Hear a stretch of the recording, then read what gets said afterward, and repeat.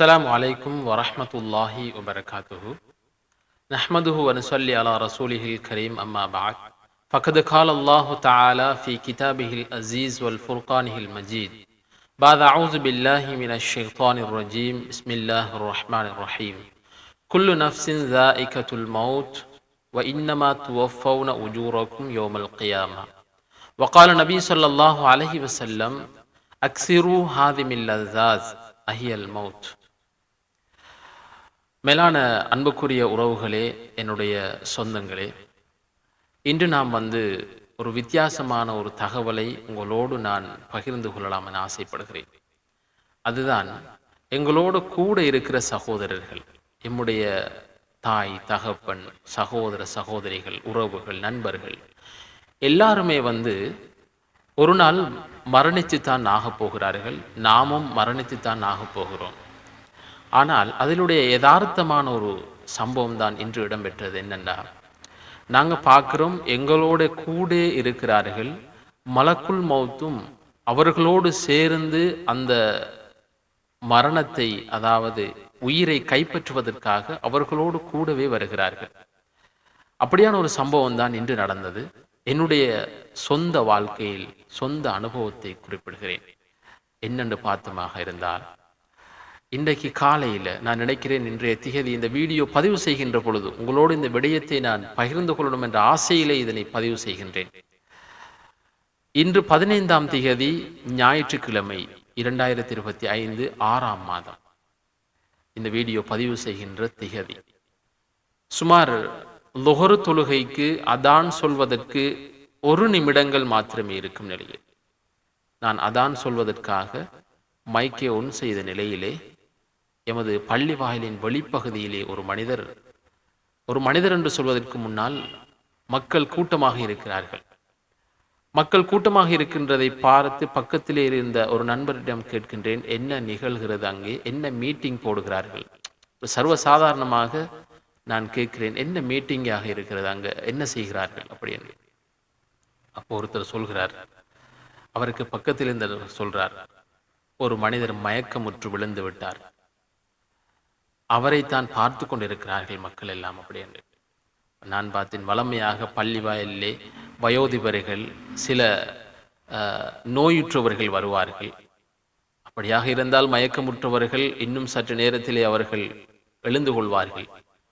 சொல்லிவிட்டு நேரமாகிறது, அதான் சொல்கிறேன்.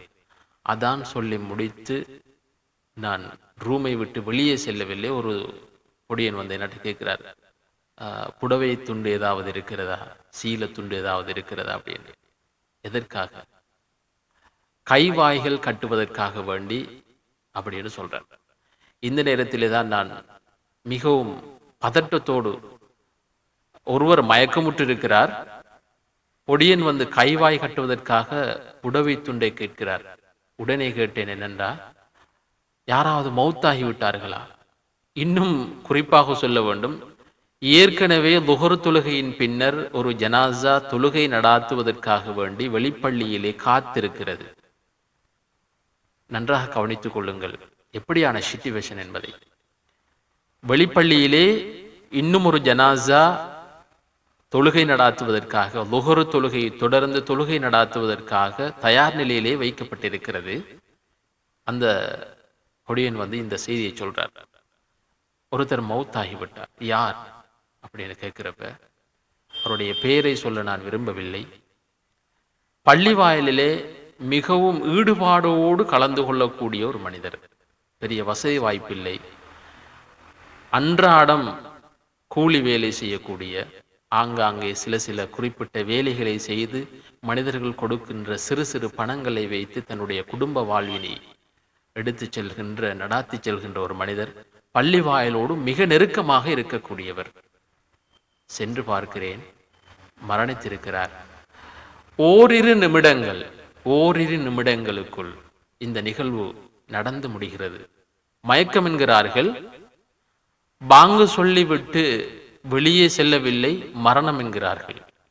அதே நேரத்திலே இன்னும் சொல்ல போனால், இன்று காலையிலே எமது பள்ளி வாயிலிலே இடம்பெற்ற மையவாடியினுடைய சிரமதான பணியிலே உணவு பரிமாறிக் கொண்டிருக்கக்கூடிய முக்கியமான நபர்களில் இவரும் ஒருவர். ஓடோடி அனைவருக்கும் உணவை பரிமாறியிருந்தார். அதிலே எனக்கும் அவர் டீ, பன் போன்றவற்றை கொண்டு வந்து தந்திருந்தார். உண்மையிலே என்ன நினைத்தேன் என்றால், மரணித்தவுடன் என்ன நினைத்தேன் என்றால், போய் பார்த்து விட்டு நினைத்தேன், மலக்குல் மௌத் இவரோடு சேர்ந்து இருந்திருக்கிறார், எனக்கு பக்கத்தாலும் சென்றிருப்பார். உடல் சிலிர்க்கிறது அவரை பார்த்த அந்த நிமிடத்தில். ஏனென்றால் நாம் ஜனாசா செய்திகளை கேட்போம், கடந்து செல்வோம், தொழுகைக்கு செல்வோம், கடந்து செல்வோம், இப்படித்தான் இடம்பெறும். ஆனால் ஒரு ஜனாசாவாக போகின்ற ஒரு மனிதர் என்னோடு கதைத்திருக்கிறார், மிக அந்யோன்யமாக இருந்திருக்கிறார். என்னோடு எனக்கு டீ பரிமாறி இருக்கிறார், எனக்கு பன் கொண்டு தந்திருக்கிறார். நான் அவரோடு நெருக்கமாக பேசி இருக்கிறேன். நான் துப்புரவு பணியில் ஈடுபட்டு கொண்டிருக்கின்ற பொழுது எனக்கு டீ பரிமாறுகிறார், வாங்கி குடிக்கிறேன். சுப்ஹானல்லாஹ். என்ன சொல்ல வாரேன் என்றால், மலக்குல் மௌத் அவரோடு கூட இருந்திருக்கிறார். எமது கண்களுக்கு தெரியவில்லை. நானும் அவருக்கு பக்கத்திலே இருந்திருக்கிறேன். மலக்குல் மௌத்தை என்னால் பார்க்க முடியாது, மனிதர்களால் பார்க்க முடியாது, மனித ஜின் வர்க்கத்தால் பார்க்க முடியாது. ஆனால் கூடேதானே இருந்திருக்கிறார் மலக்குல் மௌத். எவ்வளவு நெருக்கமாக இருந்திருக்கிறார். நேரம் தருணம் பார்த்திருந்திருக்கிறார். அவருடைய அஜல் நெருங்கிவிட்டது. அந்த ஓரிரு நிமிடங்களுக்குள் மரணத்தை தழுவி இருக்கிறார் அந்த மனிதர். சுப்ஹானல்லாஹ். அதுவும் எங்கே வைத்து தெரியுமா? பள்ளி வாயிலுக்குள்ளே அடுத்த ஜனாசா தொழுகையிலே கலந்து கொள்வதற்காக வேண்டி முன்கூட்டியே பள்ளி வாயிலுக்கு வருகை தந்து பள்ளி வாயிலிலே படுத்து இருந்த நிலையிலே ஜனாசா அங்கே கொண்டு வரப்படுகிறது. மனிதர் எழும்பி இருக்கிறார். எழுந்த தருணம்தான் மயக்கம் என்ற அந்த நிலையினை மக்கள் பார்க்கிறார்கள். அங்கே மௌத் நிகழ்கிறது. இப்படியாக எம்மோடு பயணிக்கின்ற எத்தனையோ சகோதரர்கள், சகோதரிகள், அவர்களுக்கு மரணம் வர இருக்கிறது. நாமும் செல்ல இருக்கிறோம். மலக்குல் மௌத் கூடையேதான் இருக்கிறார். மரணம் என்ற அந்த நிதர்சனமான உண்மை கூடையேதான் எம்மோடு வருகிறது. ஆனால் எமக்கு அது புரியவில்லை. இன்று மரணம் என்ற அந்த திகதி குறித்த அந்த திகதி எமக்கு தெரிந்துவிட்டால் யாருமே நிம்மதியாக இருக்க மாட்டார்கள். அனைவரும் அல்லோலப்பட்டு அனைவரும் நிம்மதியை இழந்து விடுவார்கள். குடும்பம், குட்டி, ஒரு பிரச்சனையும் மனிதனுக்கு நினைவில் வராது. அந்த மரண தருவாயை எண்ணியவர்களாக, நாட்களை எண்ணியவர்களாக, மணித்தியாலங்களை, நிமிடங்களை எண்ணியவர்களாக மனிதர்கள் தெரிவார்கள். அல்லோலப்பட்டு தெரிவார்கள். நிம்மதி கெட்டுவிடும். அன்புக்குரியவர்களே, இதே போல ஒரு சம்பவம் தான் எமது பள்ளிவாயிலும் இடம்பெற்றிருக்கிறது. பள்ளிவாயிலே, அதாவது அவருடைய பெயர் குறிப்பிடவில்லை, என்னுடைய கண்ணால் பார்த்த நிகழ்வு. அவருடைய முன்னைய காலங்கள் மிக மோசமாக இருந்தது. அல்லாஹ் அவரை மன்னிக்க வேண்டும். ஆனால் அவருடைய கடைசி இறுதி தருவாய் பள்ளிவாயிலோடே கழிந்தது. நான் சாட்சி சொல்கிறேன். அவர் காலையிலே வருவார் என்பதை விட அவருடைய பணிகள் ஒவ்வொன்றும் பள்ளிவாயிலே இருந்தது. அவர் பள்ளிவாயிலே உணவை கொண்டு வந்து ஓரமாக இருந்து சாப்பிடுவார். சாப்பிட்டு முடித்தவுடன் காலையிலே சிறிது தூக்கம் தூங்குவார். சரியாக 9:30-10 மணி அளவிலே எழுந்து துஹா போன்ற சுன்னத்தான தொழுகைகளை தொழுவார். குர்ஆன், யாசீன் குர்ஆனை எடுத்து வைத்து ஓதிக்கொண்டிருப்பார் ஒரு ஜன்னல் ஓரமாக. அப்படி வாழ்க்கையை கடந்து கொண்டு பிறகு மதிய நேரத்துக்கு சாப்பாடை எடுத்து கொண்டு வந்து பள்ளி வாயிலே சாப்பிடுவார். சாப்பிட்டு விட்டு உறங்குவார். 3 மணி அளவிலே எழுவார்.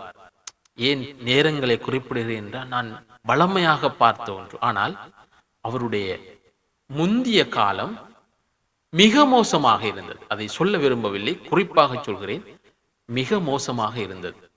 ஆனால் இறுதி தருவாயை பாருங்கள். பள்ளி வாயிலோடைய கழிந்து 24 அதாவது அவருடைய மரணத்துக்கு சில மாதங்கள் அப்படியே 24 மணி நேரமும் பள்ளி வாயிலே கழிக்கக்கூடிய சந்தர்ப்பத்தை அல்லாஹ் அந்த மனிதனுக்கு கொடுத்திருந்தான். சுப்ஹானல்லாஹ், என்ன பாக்கியம்! அப்படியே இருந்து ஷெட்யூல் போட்ட மாதிரி அப்படியே இருந்து தன்னுடைய அமல்களை தொடர்ந்து செய்து கொண்டிருந்தார். அப்படியே கேள்விப்படுகிறேன், நான் விடுமுறைக்கு சென்று வருகின்ற பொழுது கேள்விப்படுகிறேன், அந்த மனிதர் மரணித்தார். சுப்ஹானல்லாஹ். பள்ளிவாயில் இருந்து நோய்வாய்ப்பட்டவராக வீடு சென்று ஓரிரு தினங்களிலே மரணித்து விட்டார். இரண்டு விடயங்களையும் கம்பேர் செய்து பாருங்கள். அவருடைய முன்னைய காலம் எப்படி இருந்தது, அவருடைய மரணத்துக்கு அண்மை காலங்கள் எப்படி இருந்தது, பிந்திய காலங்கள் எப்படி இருந்தது. அல்லாஹ் பாதுகாக்க வேண்டும். எத்தனையோ சகோதரர்கள் அவருடைய முன்னைய காலங்கள் மிக அருமையாக இருக்கிறது. ஆனால் பின்னிட்ட காலங்கள் எப்படியாக அமையுமோ அல்லாஹ் பாதுகாக்க வேண்டும். என்னையும் உங்களையும் பாதுகாக்க வேண்டும். சம்பவங்கள் சொல்வது, உணர்ச்சிகரமான விடயங்களை சொல்வது, காதால் கேட்டுவிட்டு இங்காலே விடுவதற்காக வேண்டிய அல்ல. சில படிப்பினைகள் பெற வேண்டும். எனக்கு பார்த்ததும், அதாவது இந்த ஹதீஸான் நினைவுக்கு வந்தது. அக்ஸிரு ஹாதிமில் லஸாஸ், அடிக்கடி ஞாபகப்படுத்துங்கள், பேசுங்கள். உங்களுடைய சுகங்களை, உங்களுடைய அன்பான வாழ்க்கையினை உடைக்கின்ற, சந்தோஷத்தை உடைக்கின்ற, தகர்த்தெறிகின்ற அந்த விடயத்தை பற்றி பேசுங்கள். அதுதான் மௌத், மரணம் என்று சொன்னார்கள் ஸல்லல்லாஹு அலைஹி வஸல்லம். சுப்ஹானல்லாஹ். அதே போலதான் மற்றுமொரு நினைவும் வந்தது. என்னவென்றால்,